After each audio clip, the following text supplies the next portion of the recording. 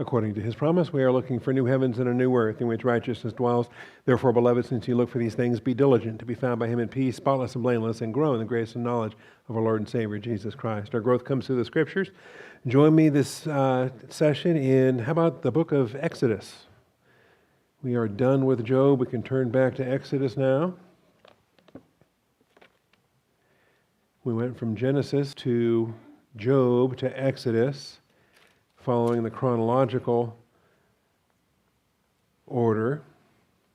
And really, if we truly wanted to be more precise with it, of course I'm just following the Ron Rhodes material here, but you can stop in Genesis chapter 11 before you get through the flood, get through chapter 10, the Table of Nations, get through the Tower of Babel, start to go through the lineage from Shem to Abraham, or just stop even with that.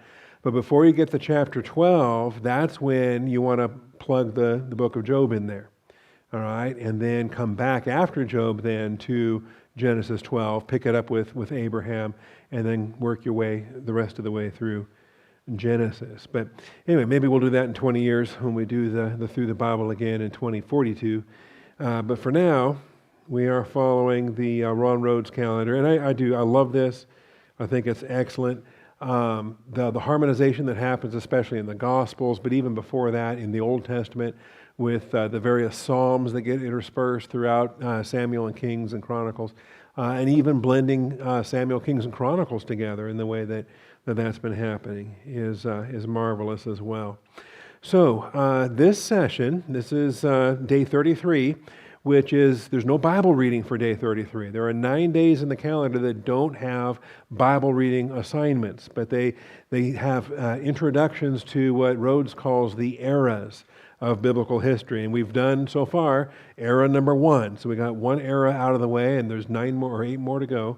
All right, and so for this session, we're going to introduce era number 2, the birth of Israel. As far as the calendar is concerned, this takes us from roughly 1800 BC down to 1406 BC. In other words, it's going to take us from the end of the book of Genesis all the way through the Exodus and the wilderness wanderings and the conquest of the land. So we're going to cover Exodus, Leviticus, Numbers, Deuteronomy. Also Psalm 90 gets put in here because Psalm 90 was written by Moses. So we include Psalm 90 as well as the rest of the Pentateuch, everything beyond Genesis. Also various selections from First Chronicles, which we've already been seeing some, where the genealogy listings are recorded there in the Chronicles record. And so we're going to be seeing more on that. Let me just show you here, just in the Ron Rhodes table of contents. Era 1 was the beginnings, and this was what we kicked off the series with. You might remember, even before New Year's, we used a Wednesday night on December 29th to teach day 1 and to introduce this first era that goes from the undated past. Rhodes doesn't take a position on Masoretic text versus Septuagint text, but he just goes from Adam to the end of Genesis with era number 1. And so we've been in era number 1 for a total of 32 days. We just finished day 32 with the closing of the book of Job. There were 19 chapters in Genesis and 13 days in Job gives us 32 days. So now we're introducing era number 2, the birth of Israel. This era is longer than the first era, so it's going to be more than 32 days. And in fact, we're still going to be in this era through day 83. Okay, so if this is 33, we got to go to 83, then that's 50, basically 50 days. So that's going to take us until we get to day 84, where we introduce era 3, the possessing of the promised land. So this is what we're going to cover. We're going to be covering the Exodus, the giving of the law at Sinai, the wilderness wanderings, of course, the spies and their failure, the need to wander for the totality of that 20 years, and then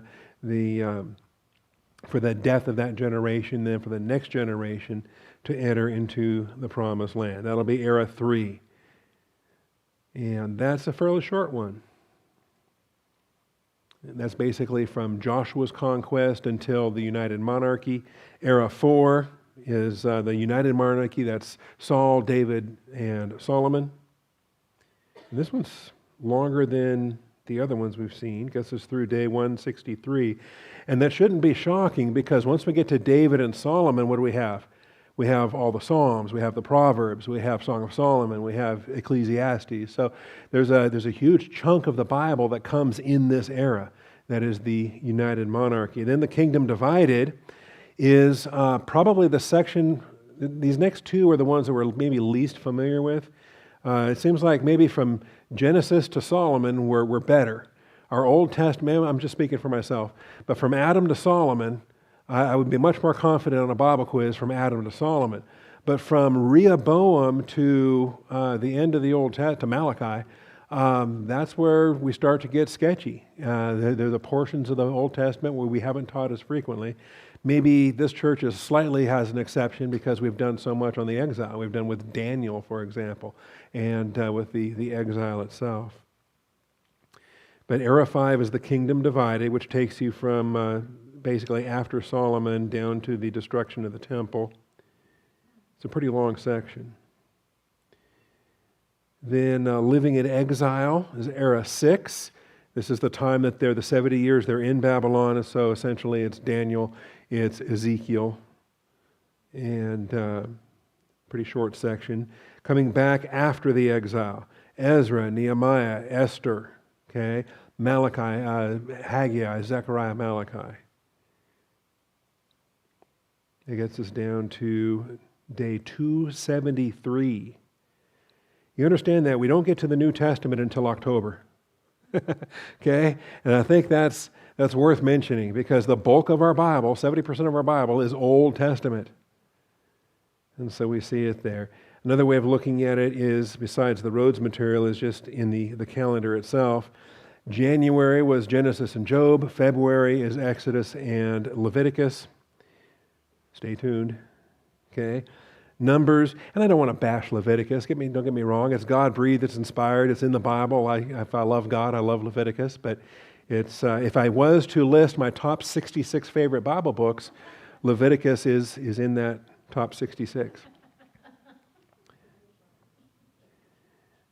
All right. And like I say, September, we're still in Daniel and Ezekiel, Zechariah, Malachi.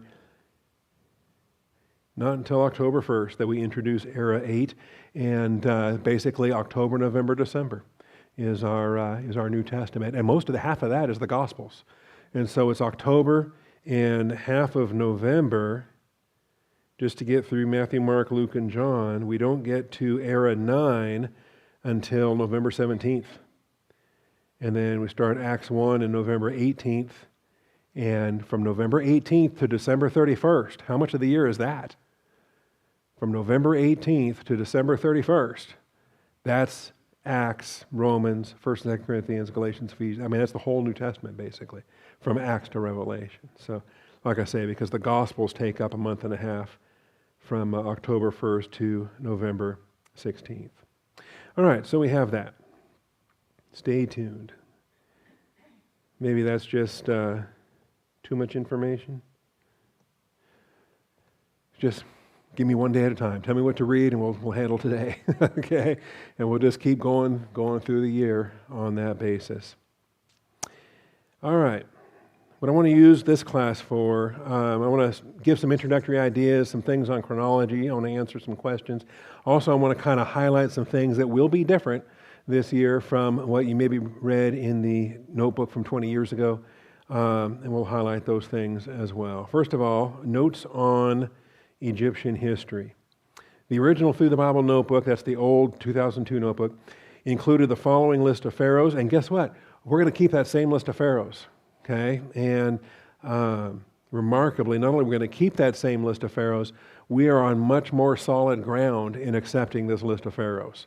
So that's going to be good, and we're going to be very solid on it. In fact, recent archaeology work has confirmed this, and very recent, I'm talking cutting edge chronology work has uncovered this. A book that was just published on December 21st that's technically not even available on Amazon yet, but I got my copy last week, is soon to hit the markets, And I'll have a picture of it here for you on the screen. Douglas Petrovich is the author's name, and it's absolutely remarkable what is being found. And so college kids that leave churches today, that go off to college, and then they get all this mythology in college about how the Bible can't possibly be true, and how the Jews were never in Egypt, and there never was a Moses, and there never was an Exodus, and no one ever parted the Red Sea, and all that stuff. They convince kids in college today that the Bible is just full of lies and myths and stupid stories. Well, archaeology is now finding the Pharaoh of the Exodus, the Pharaoh of the famine, the Pharaoh of the abundant years, and all of the records are still there. And it's remarkable the linguistic work that Petrovich has done, not only in Egyptian hieroglyphics, but also in the Proto-Hebrew language of the proto-consonantal script of Hebrew. So anyway, stay tuned, and there's going to be some fun things there that are coming up. So we're going to keep the same list of names, which means Senuseret II is the Pharaoh of Joseph's exaltation. And this is what we covered in Genesis already. Remember, Joseph was in jail, but Pharaoh had the dream, and so he's brought out of jail when the cupbearer finally remembers, oh yeah, 2 years ago I should have rescued this guy out of jail. And so Joseph is released in order to interpret Pharaoh's dream.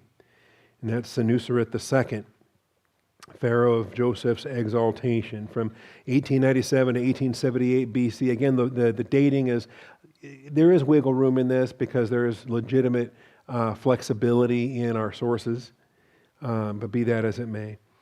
Joseph's exaltation in 1854 BC. That's why, again, there's slight adaptation on these numbers. So stay tuned for some of those to get tweaked. But then Senuseret III is the Pharaoh of Jacob's presentation, and that's not as obvious in the book of Genesis. When you're reading and it just says Pharaoh this, Pharaoh that, and we switch from one chapter to another chapter, we think we're reading about the same Pharaoh, and we learn, actually, no, wait a minute, that may not necessarily be the case. So when Jacob is standing before Pharaoh, and Pharaoh asks, how old are you? And he says he's 130, and few and unpleasant have been the years of my sojourning. That is actually the son of the Pharaoh that had let Joseph out of jail. Okay, so after 7 years of plenty, then in that final year of plenty is when that Pharaoh died, and his son became Pharaoh right there early in the years of famine. And it's a younger Pharaoh, which you might recall there was a verse in Genesis where Joseph told his dad, he says, I am like Pharaoh's father. And that's a curious statement to make, especially since we had the idea that Pharaoh was so much older. Well, there was a change of pharaohs there, okay? Anyway, from Senuseret II to Senuseret III, Pharaoh of Jacob's presentation. Then there is the Pharaoh of Israel's subjugation. That's when a Pharaoh rises who did not know Joseph, and so after Joseph dies, he's then we'll get here quickly in Exodus chapter 1. In fact, we'll be here Tuesday night in Exodus chapter 1. And the fear that the Egyptians had related to the Hebrews, because they multiplied like rabbits. There were just so many of them, and there were more on the way. And the concern was, and they had suspicions anyway over shepherds. They had suspicions anyway over Semites, and a lot of hostility in the Egyptian mindset, which, I don't blame them as far as when they have invaders that come in and take over their land. They want to take care of the native Egyptians. So we'll talk about that. The Pharaoh of Israel's subjugation need not have been the very next Pharaoh to arise, but most likely he was, given the overall time frame of Israel's bondage. And so possibly Amenhotep III might be the Pharaoh of the subjugation. And that's probably the case. That's a good guess. But now fast forward. Okay, you got to fast forward from the 12th dynasty to the 18th dynasty, right? You got to fast forward through a lot of Egyptian history, because remember, they were in bondage for 400 years. That also is a puzzle that Harold Honer helps us to sort out. Some people will cut it in half and say, well, there was 215 years when the patriarchs were in Canaan, and then another 215 years when they were in Egypt, and so altogether that adds up to 430. I don't think that's the best approach. I think it is a full 400 years in bondage, 430 years including the freedom that they had when they first arrived. Anyway, the Pharaoh at Moses' birth, Amenhotep the first. And not only are we identifying Amenhotep as that Pharaoh, but also Pharaoh's daughter, the one who draws Moses from the water and gives him the name and adopts him and raises him. Her name is Hatshepsut, and the history of that is extraordinary as well. And even of course, the secular crowd the secular crowd has all the wrong dates anyway, and then they insist on the liberal dates, and then when they insist on the liberal dates, they say, oh, by the way, none of this even happened. So why are you so insistent on the liberal dates? Why do you like the 19th dynasty of the 13th century instead of the 18th dynasty of the 15th century? Why are you so insistent, right? Well, because of Cecil B. DeMille and the Charlton Heston movie and the name of Ramses that shows up in the text. We will have answers for all of that. But Hatshepsut is an amazing female character. In fact, she held the throne for a time in a co-regency after that one pharaoh died, her father died, and then before her son becomes the next pharaoh. And that's Thutmose there. All right, so Amenhotep the first being the pharaoh at Moses' birth, and then Thutmose the third being the pharaoh of Moses' exile. The one that banishes him from the land, the one that probably he knew the best, probably that, just like the movie says, that they likely grew up together, they were family or related through his adopted mother, Hatshepsut, and whatnot. So Thutmose would be the pharaoh of the exile. And then, where does Moses go? He goes to the land of Midian. He becomes Jethro's son-in-law. He shepherds the flocks of Midian for 40 years. We can take Moses' life and essentially break it down into 40-year chunks. Okay? So it's at 40 that he's driven out of Egypt. It's at 80 that he comes back to Egypt. When he leads the people through the Red Sea, that's an 80-year-old man leading them through the Red Sea. And then 40 years later, after all the wilderness wanderings, right before they enter into Canaan, Moses doesn't get to enter. He dies on the mountain there on the way into Canaan at 120. So the Pharaoh of the Exodus, 40 years after Thutmose, when Moses comes back, is Amenhotep II, Pharaoh of the Exodus. And I do put the Exodus at 1445 BC. Some people prefer 1446 BC. I'm not going to quibble over the year on that. As long as we're in the 1400s and not in the 1200s, I think we're cool. Okay. Some people even try to push it back to the 1500s, and I don't think there's a reason for that. A lot of folks today are trying to revise the Egyptian chronology, but be that as it may. For our purposes, for this year, we're going with these numbers. And if I refine them 20 years from now, I'll refine them 20 years from now. But for this year, these are the numbers that we're going with, okay? Now, the original 2002 Through the Bible Notebook presented the Gulf of Aqaba, Red Sea crossing, and the Midianite Mount Sinai location. I have now abandoned this view. And also, I do regret the Ron Wyatt graphics and maps and diagrams that I had put in that old notebook. So the new notebook won't have any of that. All right? And if you're not familiar with the theory, I can put the map up here. And so, the basic geography is pretty obvious related to Egypt and Israel, right? It's this crossroads from the continent of Africa to the continent of Asia, and this middle land, this no man's land, this middle ground that kind of forms a land bridge here, this Sinai Peninsula. And part of the issues too is that we have the name Sinai, and it's on the map, and it points to this peninsula. Obviously, that's it. Well, what was it called back then? Okay. Same thing with Red Sea. Well, the Red Sea is right there. It's on the map. It says Red Sea. What was it called back then? Okay. What did the Egyptians call it? What did the Greeks call it? What did the Hebrews call it? And are we sure this is what we're talking about? And it is. The Red Sea is the Red Sea. But the Red Sea at the very northern end, and you see it goes all the way down. The Red Sea is pretty long. Comes through this narrow strait down here that empties out into the Indian Ocean. This is all the Red Sea, or what the Hebrews called the Yam Suf. Okay? And the Yam Suf lends itself to some different translations, different understandings, including the Sea of Reeds and things like that we'll address as we work our way through this. But nevertheless, when they left Egypt, they passed through the Yam Suf. They passed through the Red Sea. And I don't have any trouble calling it the Red Sea. The Septuagint translated it as Red Sea. But it still remains as a question, given this peninsula is where it is, that the Red Sea has two branches. One that goes to the northwest, called the Gulf of Suez, and one that goes to the northeast there, that's called the Gulf of Aqaba. And so, when the Lord parts the Red Sea and Israel walks through on dry ground, where did they walk through? Where was the crossing location? All right? Was it on the western branch, so they left Egypt and went into the Sinai Peninsula? Or did they go through the Sinai Peninsula and then cross the Aqaba branch into the land of Midian? And this was the view I used to hold, which put Mount Sinai over here in the land of Midian.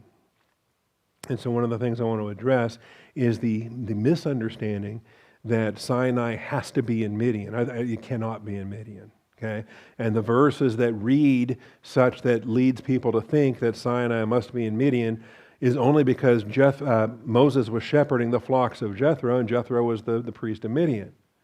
So just because the priest of Midian had flocks doesn't mean that they were shepherded in the land of Midian, when the text says they were not. The text says that they went to the backside of the wilderness. So we'll talk about that here today and in the coming classes here in Exodus. I think it's also worth pointing out that the geography today may not necessarily be the geography from back then, particularly with these lakes. The large Bitter Lake, the small Bitter Lake, other lakes and bodies of water that were in between the Mediterranean and the Gulf of Suez. Okay? And of course today the Suez Canal is sitting there, so it's all different now. But even in Bible times there were topographical changes. The course of the water changed. The pelagic branch of the Nile dried up at one point, and there were other adjustments of things that took place. So it is quite possible that the actual crossing was through one of these smaller lakes, if you want to call them lakes, or northern extensions of the Red Sea would be considered the Red Sea, just as much as the deeper part down there would be considered the Red Sea. So either way. I'm not terribly upset about this map. I kind of like the map. But let me show you the key to this map here. Where's the key found? The key is found down here. All right. Pay attention to the yellow triangles with the black dots. Those are all proposed sites for Mount Sinai. And be aware of how many there are. Okay, because there's the one official one that Constantine's mom said this is the place, and they put a monastery there. All right, but then there's several other candidates as well that are probably better candidates than what Constantine's mom said. And then the red arrow, route from Egypt to Sinai, the purple arrow from Sinai to Kadesh Barnea, and the green arrow from Kadesh Barnea to Nebo. All right, so those are the arrows that are there. Now, this diagram uses the traditional Mount Sinai, which puts it way down there near the tip of the peninsula. And that southern Mount Sinai down there, Jebel Musa, the mountain of Moses, there's a name for you, in the Arabic is Jebel Musa. And this is the traditional location because Constantine's mom said so. And there's a church there. But guess what? There's also Ras Safsaf, there's Jebel Katarina, there's two other candidates that are way down south. There's also Serbal, Jebel Serbal that's down there. Other candidates for the mountain of God, where the Mosaic law was given, where Moses went and sat for 40 days and received the tablets. Also across the Gulf of Aqaba, you got potential locations over here, El Krom, Halal al-Bedr, and then the one that I used in 2020, which is Jebel al-Laz up there, which basically put the Exodus, the Red Sea crossing right here, from this little point of land across. And by the way, you can still find those old websites. You can find YouTube videos. You can find a lot of things. Ron Wyatt was a salesman. He was a promoter. He was a talker. He sold books. He was something else. Okay, he was not an archaeologist. And in any event, not that I hold that against anybody. Just because they don't have formal credentials doesn't mean they're always wrong. But the guy was a salesman, and he found everything. He found the Ark of the Covenant. He found Noah's Ark. He found the chariot wheels under the water in the Gulf of Aqaba. He found, I mean, you name it, he found it. He's the most amazing archaeologist in the history of the world. Well, he's with the Lord now, so I trust he was saved. I trust when he departed planet Earth, that he has some consequences for his deceptions. But notice over here, Esh Sharia, Jebel Bakir. There's more Sinai candidates even out there. Okay, there's even Petra. Can you imagine? Petra is a Mount Sinai candidate in some people's views. These ones that are over here by Kadesh Barnea, these ones I don't understand. Jebel Karif, Jebel Karkam, Kadesh Barnea itself, Jebel Halal. I don't understand. We're going to go with the plain language of the Bible, which talks about a 3-day journey from Egypt to Sinai, and then an 11-day journey from Sinai to Kadesh Barnea. And according to Titus Kennedy and some others, Bible and Spade journal, the best candidate we can point to right now is this one down here called Sin Bisher, Jebel Sin Bisher, or Bashar. Okay, I've seen it vocalized different ways. But not only is it a leading candidate for separate archaeological reasons, but for the basis of the text to come through a crossing and be 3 days from Egypt and to be 11 days from Kadesh Barnea. And so I think we want to be in this neighborhood somewhere. We don't want to be to the north. The north was the Philistine road, was the road that God did not take them on, because all of the fortresses and the armies and the fear that would have resulted had they gone the north route. So it was obviously south, but it was not all the way to the tip of that peninsula, and then in 3 days, and then all the way back up to Kadesh after that. All right, so my current theory, and the one I'm going to hold to until 2042, is this one here, Jebel Sin Bashar. And I'll put this back up occasionally during the upcoming classes throughout Exodus. I think I even put it on the toolbar right there, so I can bring it up anytime that we need it. So, original notebook, I have repented publicly of the Gulf of Aqaba Red Sea crossing. And also the Midianite location. There's no need for it to be in Midian. When you read in chapter 3, Moses was pasturing the flock of Jethro, his father-in-law, the priest of Midian. All right? The father-in-law was the priest of Midian. He was shepherding the flock, but that doesn't mean he was shepherding it in Midian. What it says is, and he led the flock to the backside, the west side of the wilderness, and came to Horeb, the mountain of God. So that's our geographical question at this point. Okay? Does this mean that when he saw the burning bush, when he went up on the mountain, was he still in Midian, or was he in the backside of the wilderness? And again, I would say from a perspective of Midian, if Midian is over here, and this is the wilderness, the backside of the wilderness would be the far side, would be the closer to the Egypt side of the wilderness. And that also makes sense because this is where Aaron is going to rendezvous with him when he's on his way back to Egypt. Aaron will come out of Egypt and meet him at this mountain, which on the backside of the wilderness, the backside from Midian's perspective, okay, the backside from Midian's perspective, that's the biggest thing right there. Not the backside from Egypt's perspective. Am I making sense? It's like if we're talking about the backside of something, and it makes a difference if we're in Canada or we're in the United States, because we would have opposite views of what's the front and what's the back.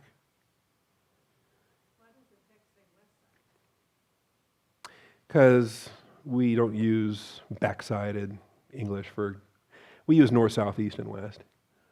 Yeah. The literal, the rear part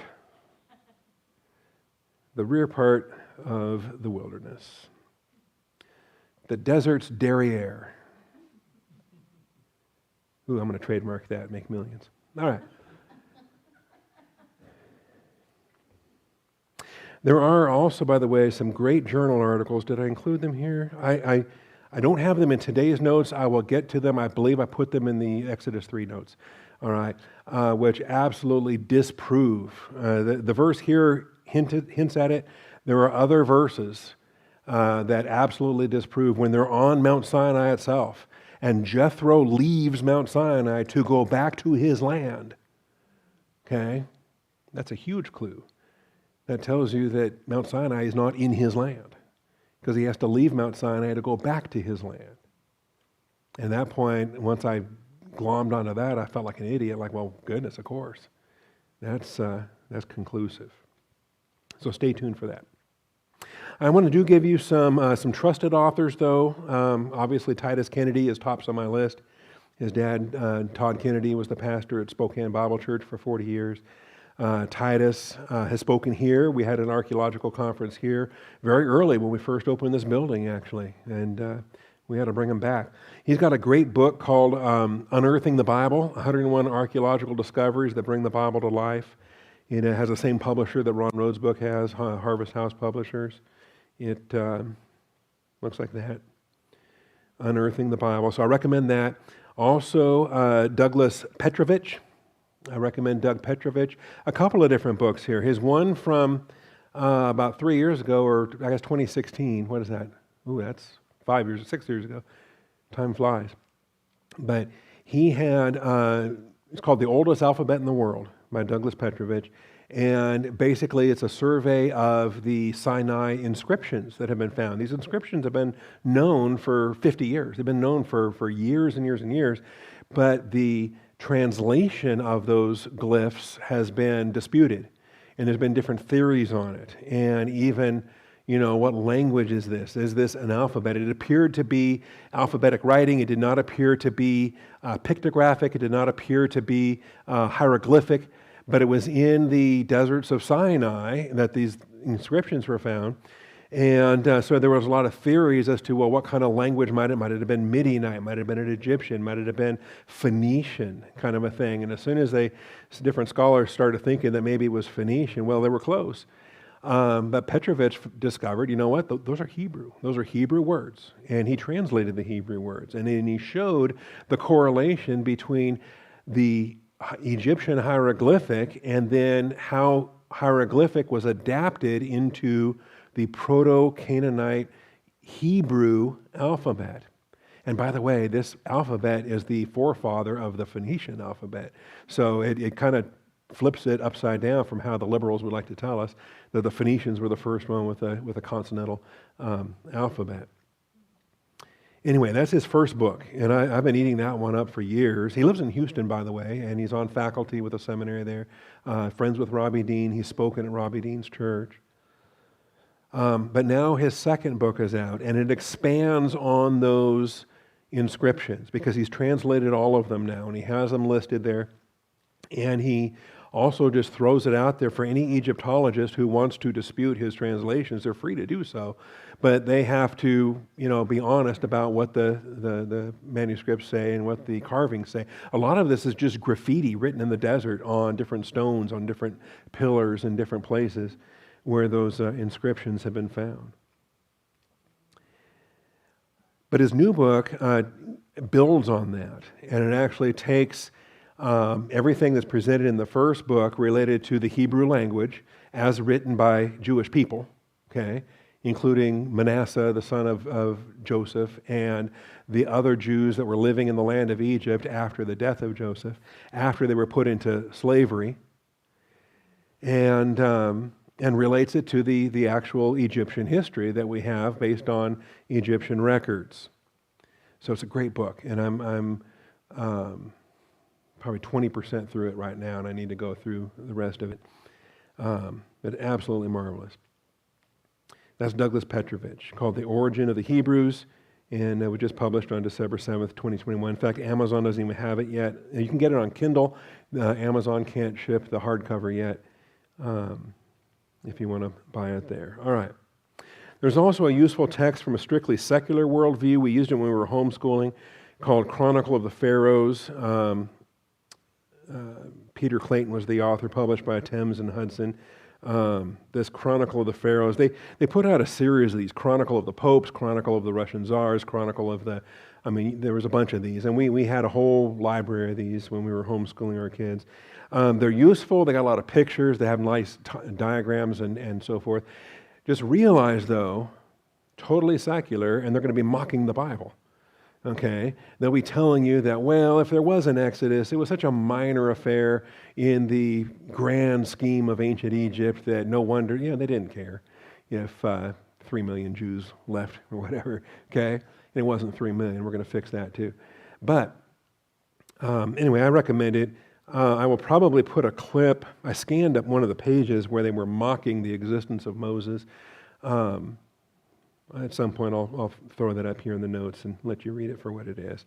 So, even though it's secular, even though it mocks the Bible, even though it's not a total waste of time. It's useful on a secular basis to have a sequence of the various pharaohs. You'll learn more about Hatshepsut. You'll learn more about some of these other pharaohs. And like I say, it's very colorful with lots of pictures. All right, I am not a fan of Ron Wyatt. I've already talked about him. And he's not living anymore. David Rohl. Okay, he is living and he is controversial. And there will be scads of YouTube videos on David Rohl. He has a revised Egyptian chronology, which I understand why he wants to revise it. It's just his methodology is suspect and it does not conform to other things. And I think Petrovich calls him on it, and rightly so. But he's very popular as an alternative historian, very popular as an alternative chronology to the traditional chronology. So I'm not a fan. I'm not an enemy. I'm not calling him names. I'm not telling you, never read his book or whatever. He's a brother in Christ, and I'm just not a fan. And I don't recommend. Likewise, Tim Mahoney is a filmmaker. He produced the Patterns of Evidence series. There are good things you can glean out of that series, but by and large, I don't recommend it. And I think it raises more questions than it solves. And it largely follows the David Rohl revised chronology. All right, let's spend a few minutes talking about, we got plenty of time, talk about a few minutes here talking about Egyptian history. How do we even know Egyptian history? How does it come to us? What do we know about Egyptian history?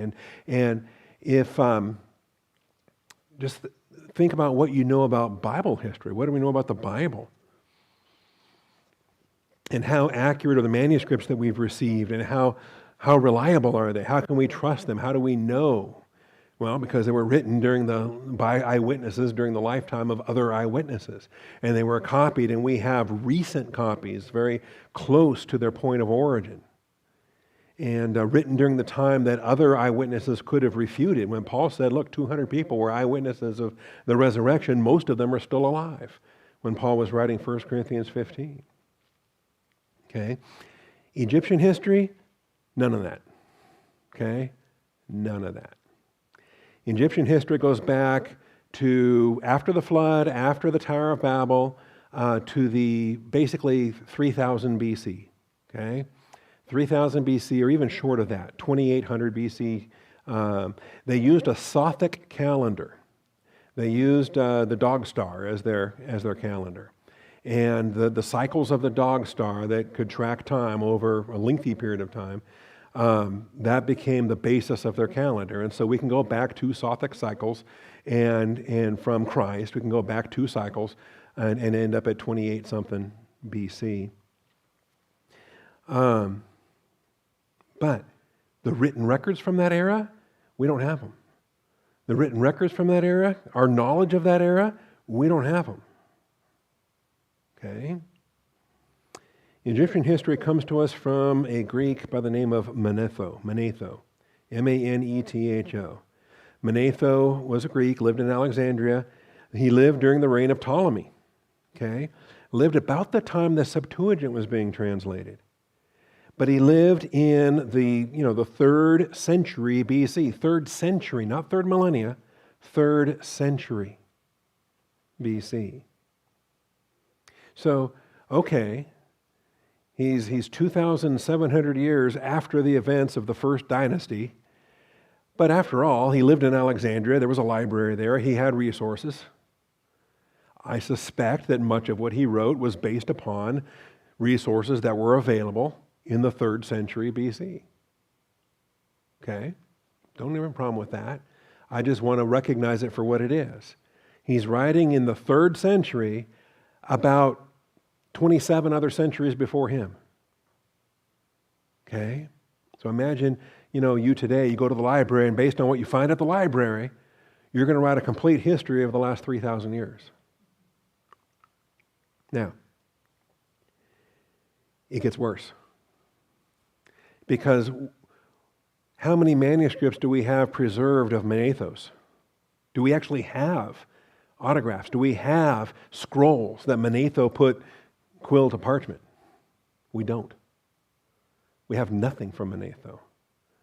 But we have quotes by other people who wrote what they got from Manetho when they had Manetho scrolls available to them. So, his book, or his scroll, his history was called Egyptian History, was also called Notes About Egypt. It is only preserved via extensive quotations. The only clues we have of it are what was quoted by other people, starting with Josephus. Okay? Josephus quoted extensively from Manetho, and he correlated the Egyptian history with the Jewish history. Josephus in his Jewish Antiquities, but he was writing about AD 90. This is 90 years into the Christian era, 90 years after Christ. So he's 400 years after Manetho. We don't even know how many Manetho scrolls he had or how accurate were his Manetho sources. But remember, Manetho was 2,700 years after the first dynasty, writing in 300 BC, and then our first quotes about him were coming from Josephus 4 centuries after that. Then, beyond the Josephus quotes, we have Africanus, Sextus Julius Africanus. And he was a tremendous church historian and chronologer. He specialized in chronologies, trying to date the world, trying to calculate the Anno Mundi, in his day and age. He lived in the 200s AD. In about 225 AD. And in his writings, he has several Manetho quotes that we can make use of, but we just know that it's 2 more centuries separated from Manetho, separated from the history of the Egyptians that we're looking at. Beyond that, we have Eusebius of Caesarea, his church history, AD 313, so just add another century. And now we're 6 centuries from Manetho, and we have some quotes that are recorded by Eusebius. And then, last of all, and really comprehensively, I think most of our Manetho quotes, I have to double check this, but George the monk, who was also known as George the Sinner, I kind of prefer that one. But he was an Eastern Orthodox monk in 842 AD. 842 AD. Do you realize we are closer to George the monk than George the monk was to the first Egyptian dynasty? Okay? But George the monk, and in all of the Manetho that's preserved by George the monk, okay, I'm not going to dispute it, I'm not going to mock it, what I'm saying is this is how we know about ancient Egypt. These are the written sources. And so based on this collection of Egyptian history, we have teams of archaeologists and historians and self-promoting charlatans and all kinds of folks marching through the Egyptian deserts and taking pictures of the Sphinx and the pyramids and different tombs and whatnot. There is evidence that can be found in the rocks, in the monuments, carvings, graffiti on walls is great, okay? But all of that data is getting filtered through a very problematic written skeleton. And so if we're going to take the Manetho chronology as if it's God-breathed and inspired, we really can't. We have to realize that it's got holes in it. We've got to realize that it does lay the different dynasties in their sequence. And I think there's large agreement from Dynasty 1 to Dynasty 19 and beyond, okay? But there were also intermediate periods. There were gaps in between dynasties. There were Egyptian Dark Ages. In fact, there was a whole time that the Hyksos came in and the shepherd kings.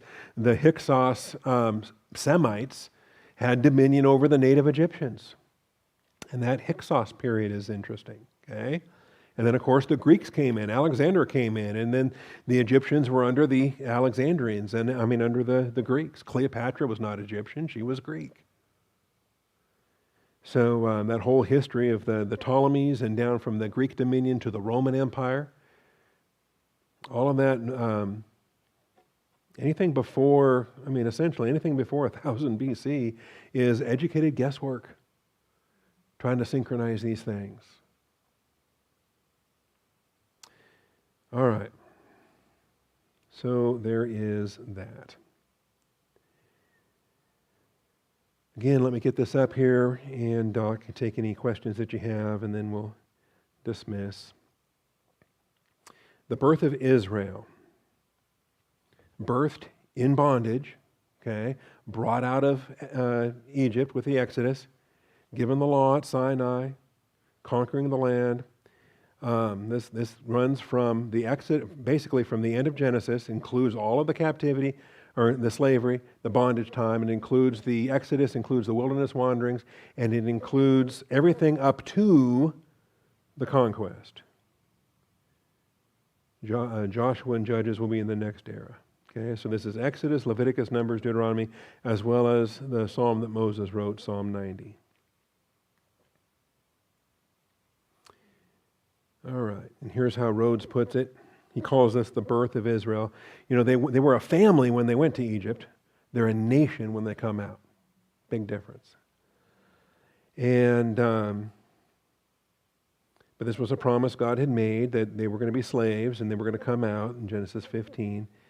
And repeated this covenant promise to Isaac, reconfirmed it to Jacob. This is all stuff that we studied in the Genesis portion of this series.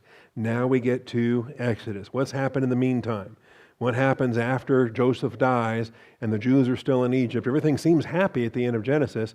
Well, we flip to Exodus chapter 1, and right away, this Pharaoh rises who does not know Joseph, and he decides to put the Jewish people into bondage. And so that's what we're going to be dealing with very quickly.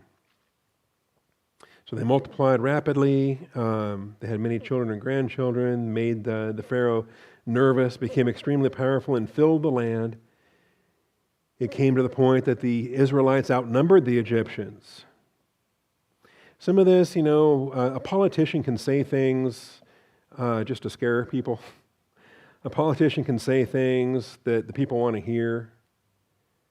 So, okay, we have a quote from Pharaoh in Exodus 1:9. He said to his people, "Behold, the people of the sons of Israel are more and mightier than we." Now, is that factually true just because God put it in the Bible? God can accurately quote liars, as he quotes Satan and he quotes other liars. A politician trying to gain favor among his populace, who knows what he might say? So come, let us deal wisely with them, or else they will multiply. In the event of war, they will join themselves to those who hate us and fight against us and depart from the land.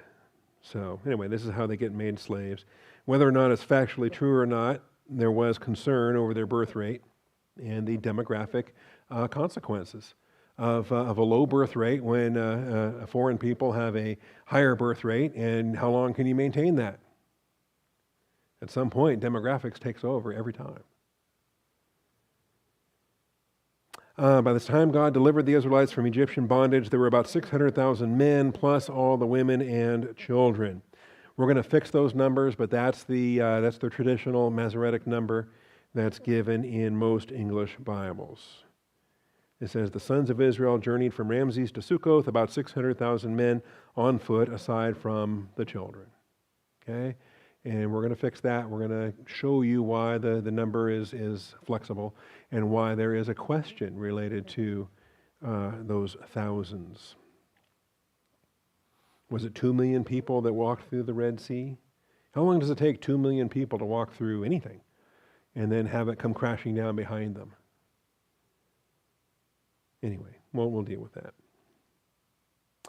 We conclude then that the book of Exodus was written, we witness God beginning to fulfill his promises he made to Abraham, Isaac, and Jacob, and exactly that's what happens. And then Exodus with Leviticus, with Numbers. Anyway, I don't want to read this whole thing to you. You should be reading it yourself when we get to day 32. So this is Tuesday's reading, or Wednesday's reading. All right. Here's a good timeline, and I really don't quibble with this a whole lot because it does have the 1446 Exodus. That's within a year of mine. I'm okay with that.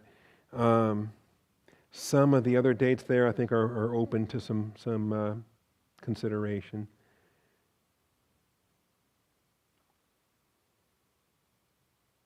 All right, then Leviticus, Numbers, Deuteronomy, critically important following the birth of the nation because this is where the law was given. This is where it was recorded. This is establishing the standard for the Jewish people that they were to learn on their way to the land because once they get into the land, they got to put it into practice. They got to live that law in the land. And so that part comes to us in Leviticus, Numbers, and Deuteronomy. And then building the tabernacle, a lot of information on that.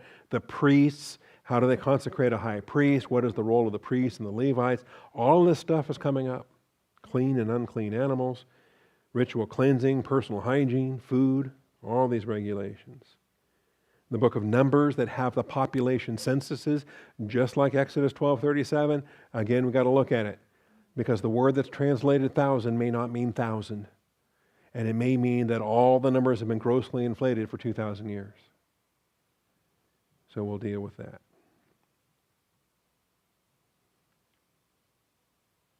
All right, and then Deuteronomy is the second law. Deuteros means two, nomos means law. It's a new generation. The generation that crossed through the Red Sea is now dead. It's the children that are alive.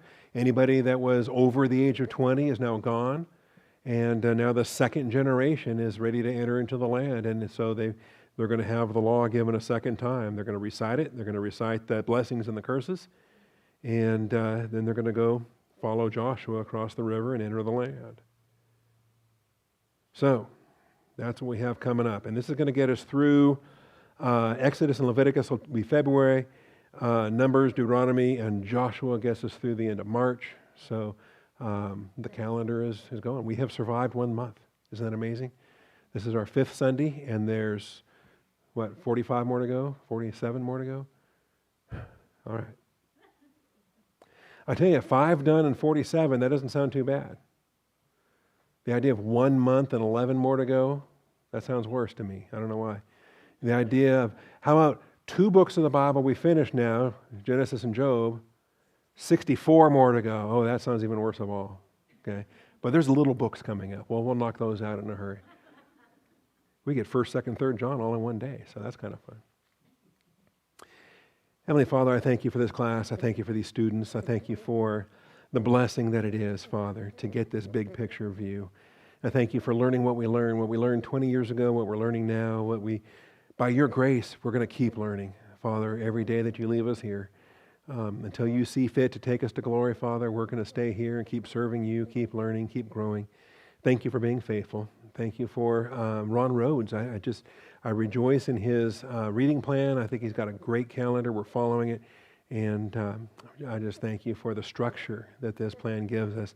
And for the periodic breaks, 9 of them now, where we look at these eras and we get a fix. We fix our bearings on the big picture here from Adam to us. So thank you for being faithful. Thank you for shaping this class.